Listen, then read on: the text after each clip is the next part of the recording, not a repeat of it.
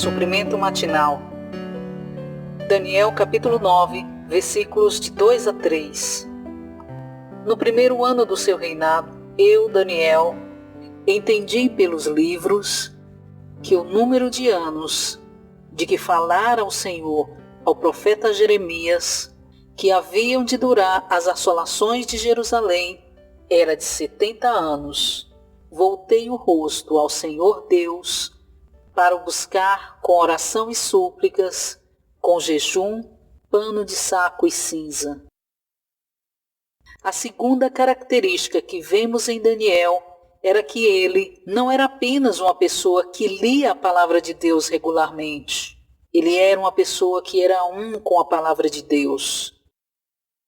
Quando leu no livro de Jeremias que Deus tinha determinado 70 anos de cativeiro e que no fim dos 70 anos Deus voltaria para os abençoar, ele imediatamente jejuou e orou. Assim que tocou o desejo de Deus mediante a sua palavra, ele tornou-se um com aquele desejo. Era assim que ele lia a Bíblia. Depois de ter lido o livro de Levítico, ele não podia continuar a comer comida contaminada. Depois de ler o livro de Jeremias, ele só podia jejuar e orar para que o povo de Deus fosse restaurado. Quando ele lia um ponto, ele era um com aquele ponto. Sempre que descobrimos qual é o desejo de Deus, devemos imediatamente ser um com esse desejo. Leitura de hoje. Muitos jovens leem a Bíblia regularmente.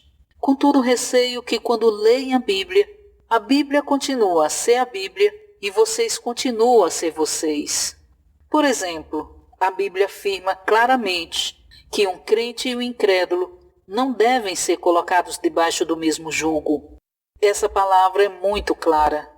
No entanto, depois de ler essa palavra, talvez continue a fazer amigos com os incrédulos. A Bíblia não consegue afetar o seu viver e vocês não conseguem ser um com a Bíblia. Se continuam a tornar-se amigos dos incrédulos e até consideram casar-se com o incrédulo, isso significa que o seu viver está totalmente separado da Bíblia. Uma pessoa assim não pode mudar a era, nem pode ser um antitestemunho numa era de degradação. Daniel tinha uma terceira característica. Ele era uma pessoa que orava constantemente e as suas orações não eram comuns. As suas orações eram orações que mudaram a era. Sempre que encontrava um assunto crucial, ele orava diante de Deus. Ele acreditava na oração porque ele cria em Deus e não em si mesmo. O mover de Deus é como um trem, que tem de ter trilhos para se mover.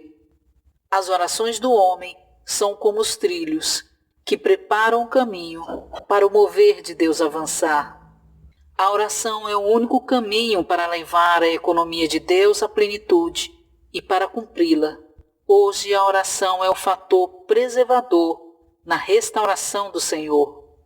Quanto mais Satanás tenta impedir nossa oração, mais devemos orar.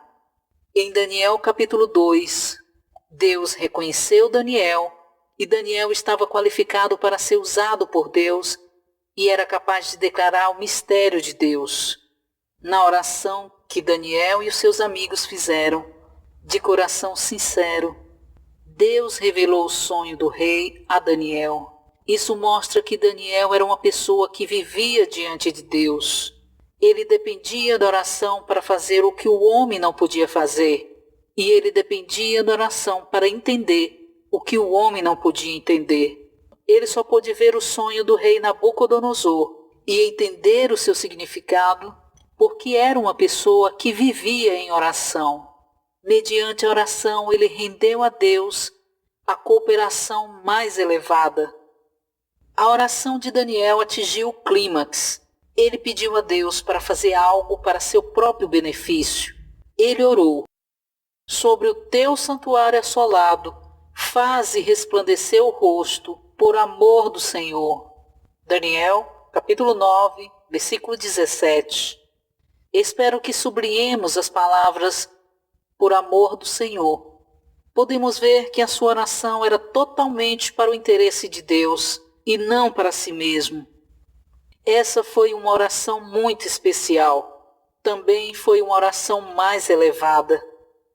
As nossas orações são 99,99% para nós mesmos. Pouquíssimas são para Deus.